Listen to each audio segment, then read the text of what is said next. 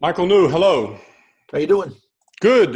You are a guest on Labors for Neighbors, a new show. We talk about work and the glories of work and in some instances, the agonies of work.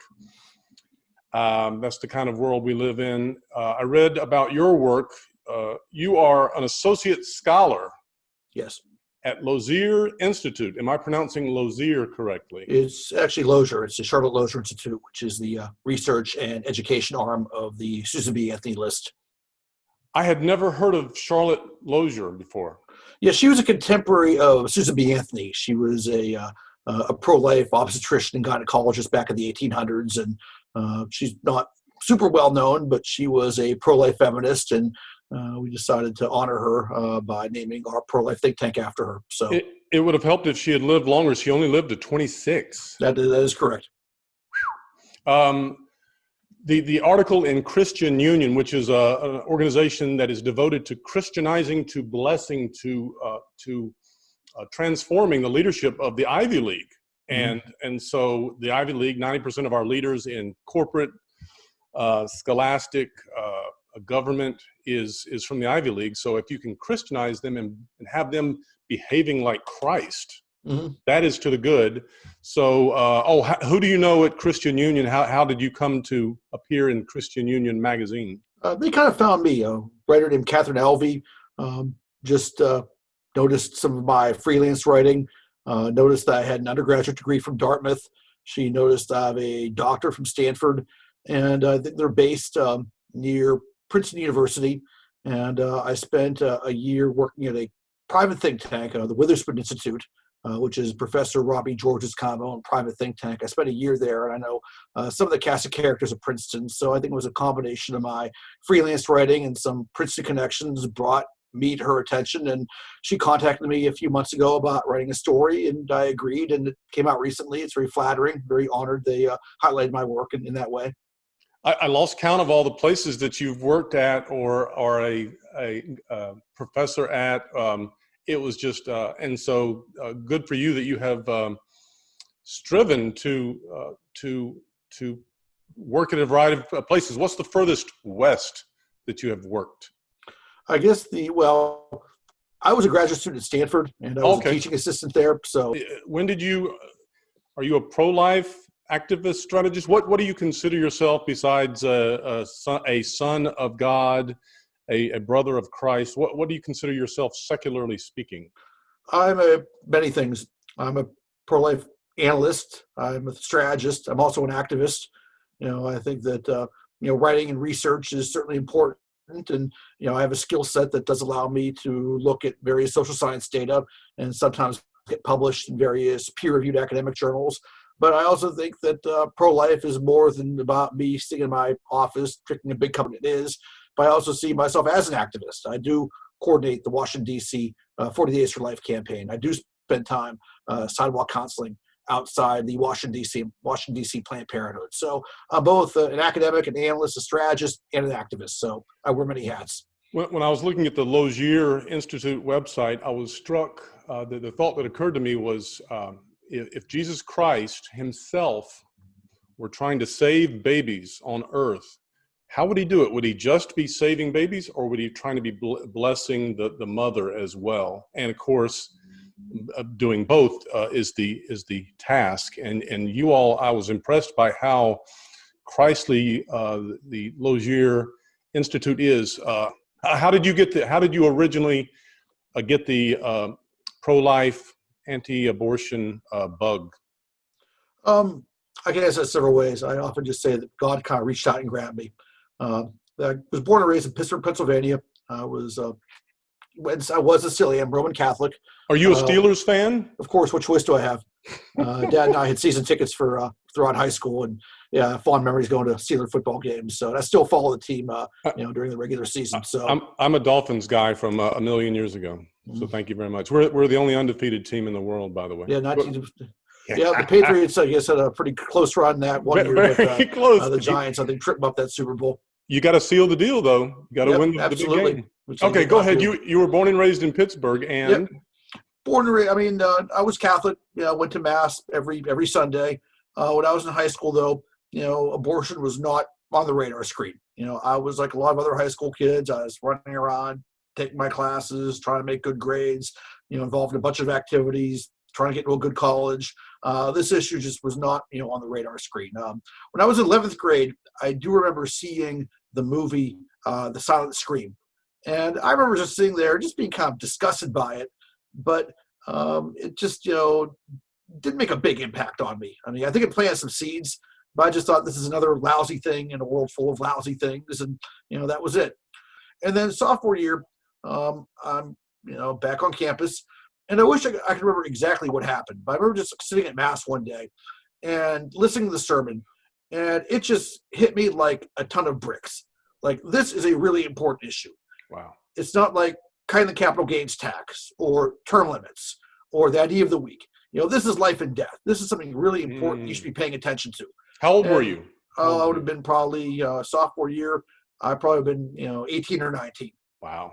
And I remember thinking to myself, okay, this is important, but, a 19-year-old college student, what do I do? Maybe I could start a group. And shortly thereafter, I approached the priest on campus and said, I'm interested in starting a pro-life group. And he told me that another student was already working on it. And I got his name. I sent the student an email and said, would you willing to work together on this? And he said yes. And we got a group off the ground. And I never looked back. So I did a study on this.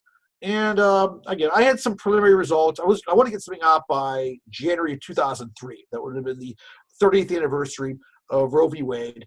I did have some preliminary results. I do remember circulating them. I kind of got a lukewarm response. I wasn't really plugged into pro-life circles and probably didn't know the best folks to reach out to. What did you find? I thought that, that the incremental laws were pretty effective. That, the cutting off taxpayer funding for abortion gets abortion numbers down. Parental involvement laws get abortion numbers down.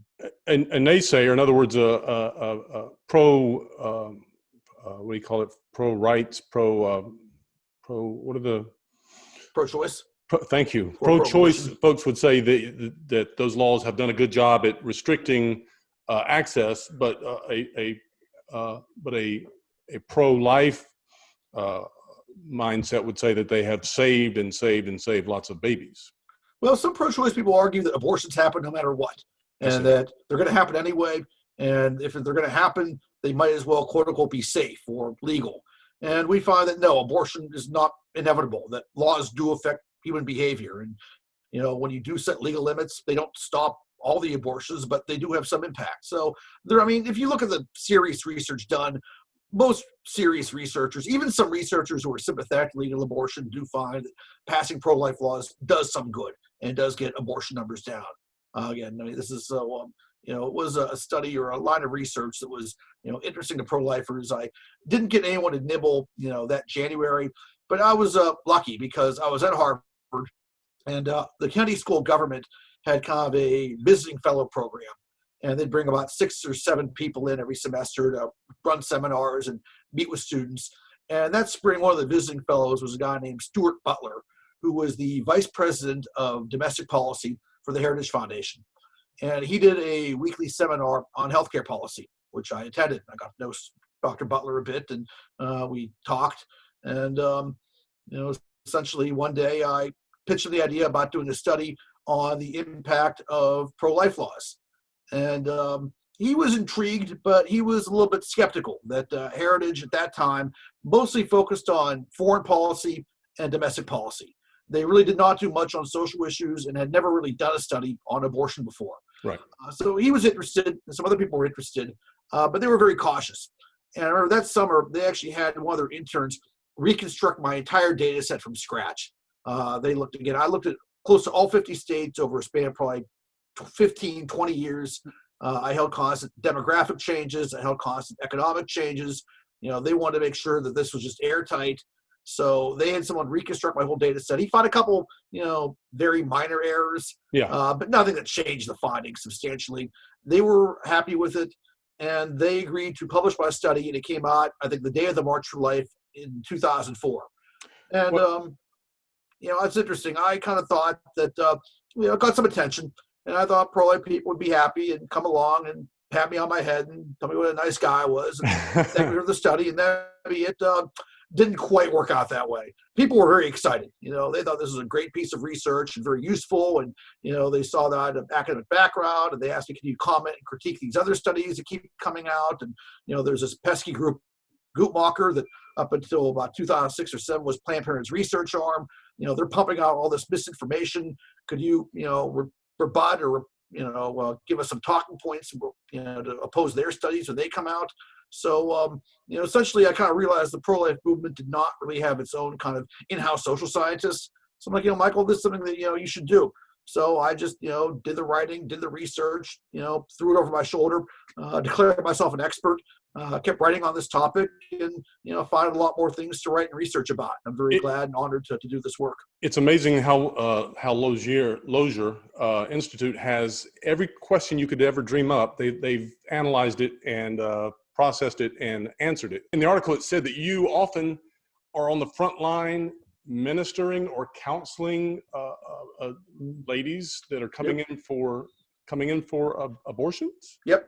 I kind of help organize sidewalk counseling and prayer vigils outside the Washington, D.C. Planned Parenthood. Many years ago, I did a week or two in Amsterdam, Holland, short-term missions, and did very little. But I was impressed. I'll take it to the grave.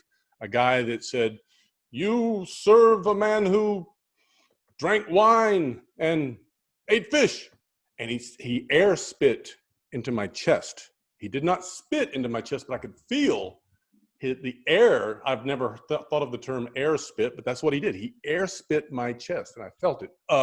Can you think of an instance of someone who has reviled you and makes your life that day a little bit troublesome? Can you think of an instance like that? Or does that not happen? We're not popular with passersby. Of someone who has reviled you and makes your life that day a little bit troublesome. Can you think of an instance like that? Or does that not happen? We're not popular with passersby. A lot of people make snarky comments at us. Basically, I just try to, ignore the passersby who, when someone comes by and says something rude or inappropriate or offensive, I'll just say, I'll pray for you. And I just leave it at that. We have to deal with the abortion clinic has escorts, and they often try to thwart our efforts. They try to prevent us from giving literature to people entering for abortions, and they can be frustrating to deal with. I do try to pray for them. Again, I just try to focus on being as prayerful as I can. We had a very odd incident a couple of weeks ago where a friend of mine were praying outside the Planned Parenthood, and this Planned Parenthood, they allow some of the clients to park on the roof, and two women, I guess, entered to the front. Yeah, they have a rooftop parking deck. I see. And two clients entered to the front door. They didn't like what we were doing. They yelled at us. They told us we should be helping homeless people, which actually sometimes I do. There's like a tent of homeless people nearby, and I sometimes buy them sandwiches and offer some fellowship with them. And they left, and then they got in their car, and then they, I thought they were going to go away, but they parked on the top of the parking deck. And then from the parking deck, they started yelling at us. Yeah, they were very loud. It was some of the loudest yelling I've heard. It was just really, ear piercing. I just how many floors up? Probably, I guess that building's about 2 or 3 stories, probably about 2 stories. Give a shout out to a mom, a dad of yours, a sister, brother, uncle, professor that really inspired you in your work ethic, because you are a very strategic, tenacious worker. You're a tenacious laborer. Where did you get that from? That's a very good question. I would say I have to thank my parents. They really expected a lot out of me. I was very blessed to have the parents I do. I often say they came in right out of central casting. They knew when to be tough on me, and they knew that they knew to expect a lot, but there were times they also knew they needed to be sympathetic to me. There's some times I felt I was going to get in all kinds of trouble, and they're like, Michael, just chalk this up as a life lesson. You made a mistake, don't do it again. And so sometimes they were easy on me when I thought they wouldn't be, and but they always expected a lot out of me, and they always expected a lot out of my brothers. So I certainly think I get my work ethic from my parents. Dr. New, Michael New with the Lozier Institute and Christian Union, an associate scholar with the Lozier Institute. You are a laborer for your neighbors. You're doing great labors for neighbors. Keep up the great work. Thank you for being on our show. Happy to do it. Keep up the great work on your end, and hope to be a guest with you again. Look forward to meeting you.